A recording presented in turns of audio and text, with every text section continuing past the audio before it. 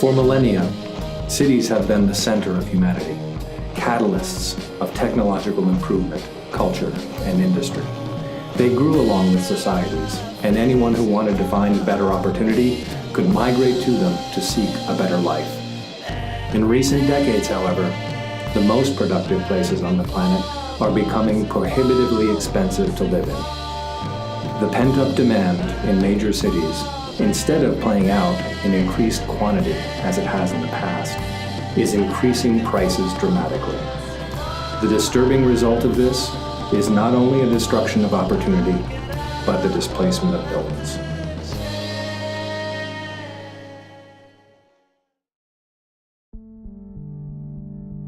But how did this happen? 20 years ago, nobody wanted to live in the cities. After World War II, the federal government, under Eisenhower's administration, passed an act that paid for thousands of miles of new highways and supported millions of new homes. Eisenhower, having fallen in love with the highways during World War II, wanted the roads for strong military transportation and to aid the new American middle class's dream of having their own house. American cities peaked in the 50s and 60s, but after the new highway systems were completed, they acted as a centrifuge, spinning money and people out of the cities and deeper into farmland. By the 70s, the only people left in the cities were ones who couldn't leave, minorities and the poor. This began a cycle of urban decline, where anyone who could left, and crime, poverty, and violence took over the cities. Urban areas that had once been the beacons of American prosperity became shells of their former selves. Populations and property values plummeted, while whole blocks of cities were razed. Cities bottomed out in the 80s and 90s, but every down invites an up. Artists and young people moved into the cities for the cheap housing during this time period, and with them they brought their culture, increasing the appeal of this new Bohemia. This trend towards the cities continued for millennials through the 2000s. Although the Great Recession brought down housing values for some, older generations who had lost massive amounts of value on speculative suburban homes began following their children into the city, looking for a downsized life with walkable amenities. By the 2010 census, many American cities, which had hemorrhaged people for decades, showed their first gains in population in 50-plus years, and cities across the nation saw, in 5 years, housing prices increased by up to 100%. The Twin Cities were not spared from these market shifts. Our cities are getting more dense at a rate beat only by 2 other metropolitan areas. Home prices have gone up by 55% since 2012, and rents by 18%.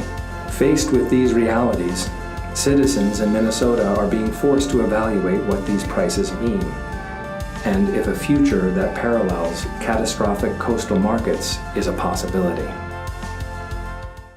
People are really beginning to realize just how big a problem it is, and are maybe a little bit overwhelmed with what we might actually do to resolve some of the issues. You used to be able to build housing that people who worked a full-time job could afford.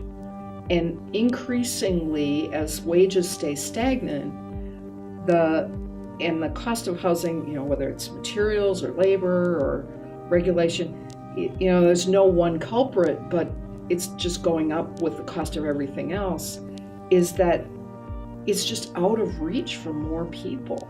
The crisis is becoming a problem for more than just those below the poverty line. And so it's hitting more people, not just low-income people, but people who are working 1 or 2 or even 3 full-time jobs can't afford a place to live.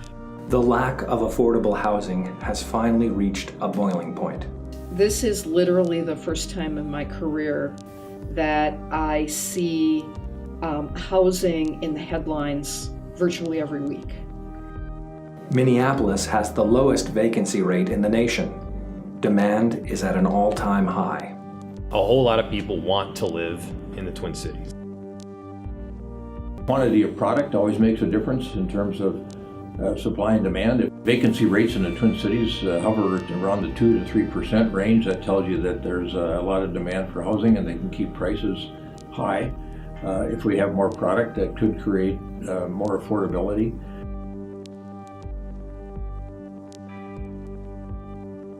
With the rocketing spike in demand, basic economics dictate that supply needs to follow.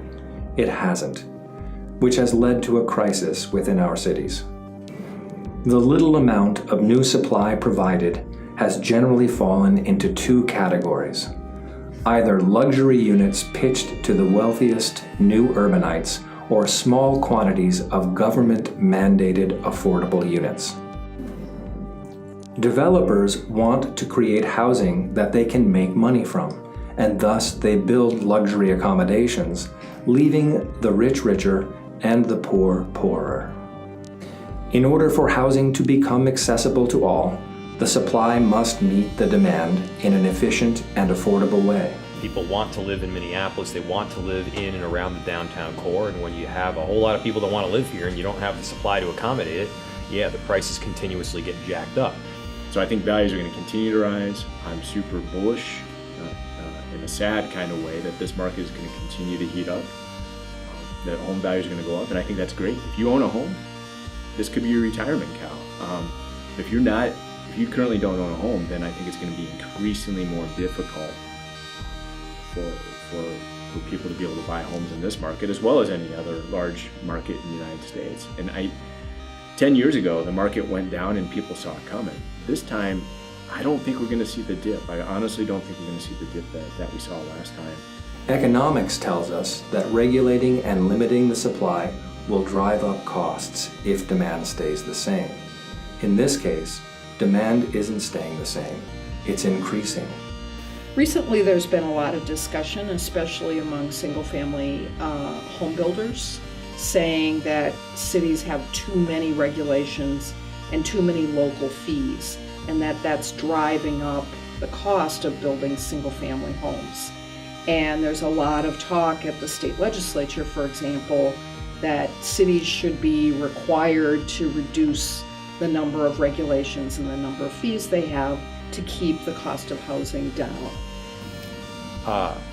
As much as 2/3 of our city is exclusively zoned for single-family homes. And I mentioned earlier, it's restricted further by lot size, and it basically requires you to put up these very large homes on very large parcels.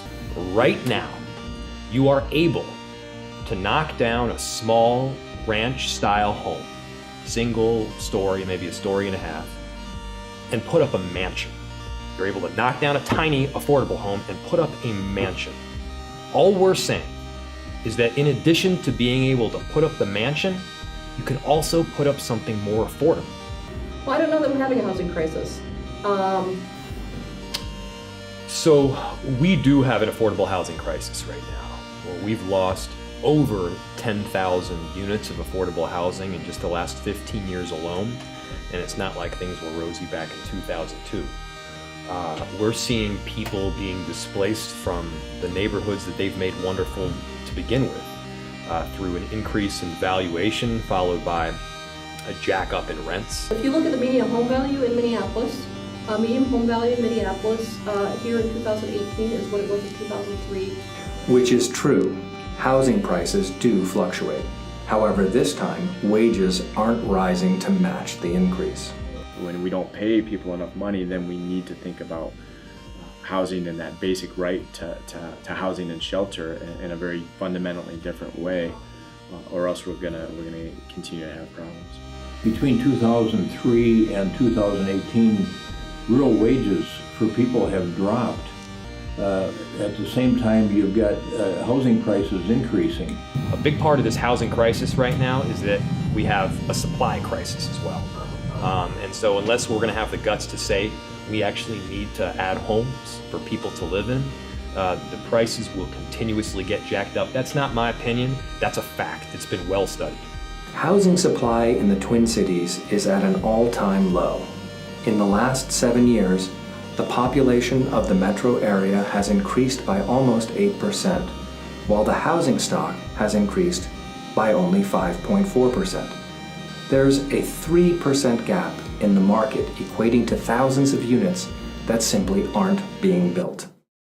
Over the past 20 years, home values in the Twin Cities have fluctuated with the market, but have increased significantly, even adjusting for inflation. However, in many other comparable markets, home price increases have accelerated well beyond inflation, greatly increasing fears that we could be next. What's most interesting to note in this chart is that 20 years ago, we essentially, all 8 of these cities were about the same home values. But over the last 20 years, Seattle median home prices spiked to over $722,000. I don't think that anytime too soon our values are going to go up to a Seattle level of $722,000, but I do think that our market still is undervalued based on especially the incomes that are made in this community, meaning that we still have a lot of room in this market, even though it doesn't feel like it for a lot of low and moderate income households. We still have a lot of room in our market for values to go up and for people to be willing to pay what those home values are going to ask or are going to be asked for. Though our present situation seems grim, giving up hope now would be detrimental.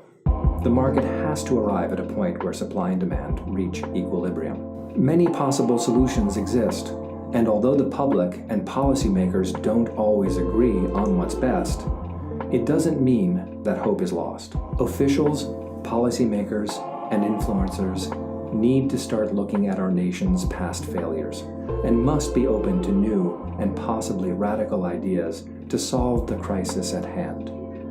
Current governmental policies are not working, and our society has to be willing to take action and fix this problem. Underlying some of it, there definitely is a very dark side, I think, to some of the opposition. We know that there are people who are experiencing homelessness who are working, but they can't make up that gap between the cost of a shelter and the cost of the deepest affordable housing that we have in the city. And so we're perpetually keeping them as homeless, and not only is that the wrong, immoral thing to do, it's also financially really stupid because it costs 3 times as much. It costs 3 times as much to keep a person homeless on the streets, cycling through shelters and hospital stays and sometimes jail, than it does just to make sure that they have a stable home. We as a public need to ask those questions and say, where are we making our priorities? If we're comfortable with people living in tents up and down, most recently I saw a bunch of tents along the side of Hiawatha Avenue going south out of town. I had never seen that before. I guess we're getting comfortable with that as a society. Tent cities are a phenomenon that society today has become all too comfortable with. There are roughly 554,000 homeless people living in America, and something must be done about this problem if we are to prevent the massive tent cities of coastal America. We've really talked about housing as being a common human need that all humans share, that you really need to have a roof over your head in order to succeed in the rest of your life. I approach this issue from the perspective that housing is a right. I believe it full-heartedly. Housing is a right. Housing is a right.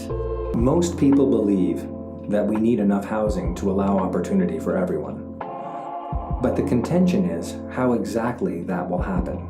I believe that we need more dense walkable environments, and we will get those by putting more density in our existing walkable environments, like downtown and around the University of Minnesota.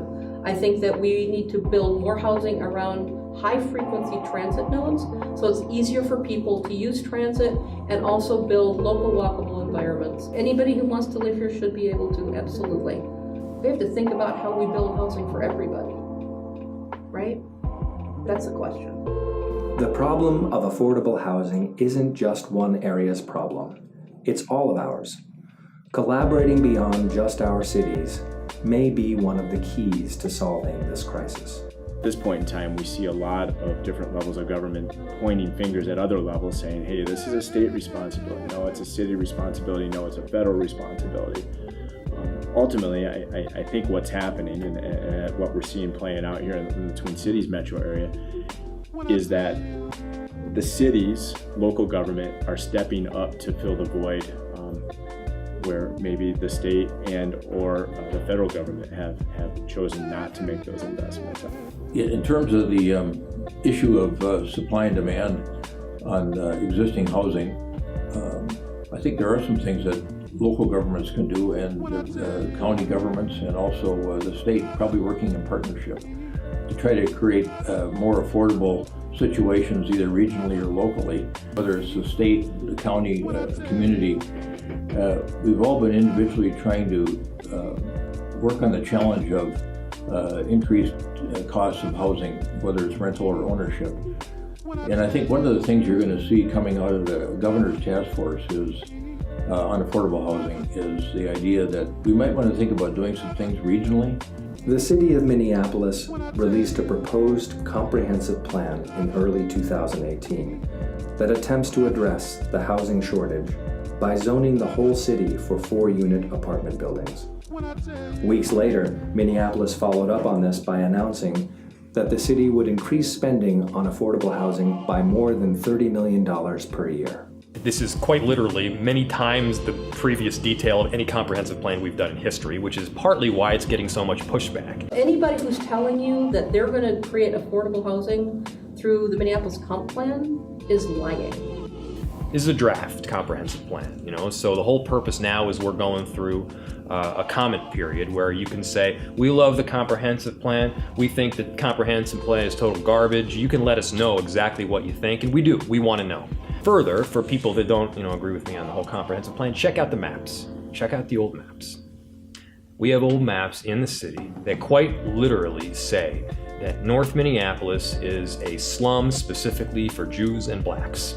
That's what it says. Maps that say that. Northeast is for immigrants. The Gold Coast, which by the way is a reference to slavery, is through big portions of South and Southwest. And if you look at both the demographics, socioeconomic demographics of our city, even the racial demographics of our city, a lot of it is still the same. And so much of this has been done intentionally.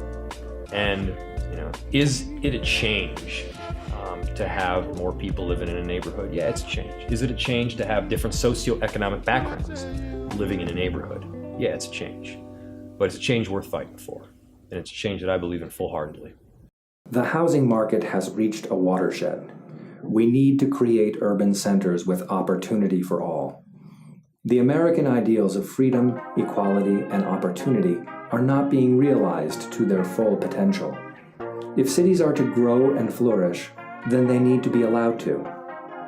This problem presents us with an opportunity to shape our communities and our lives. How will we choose to?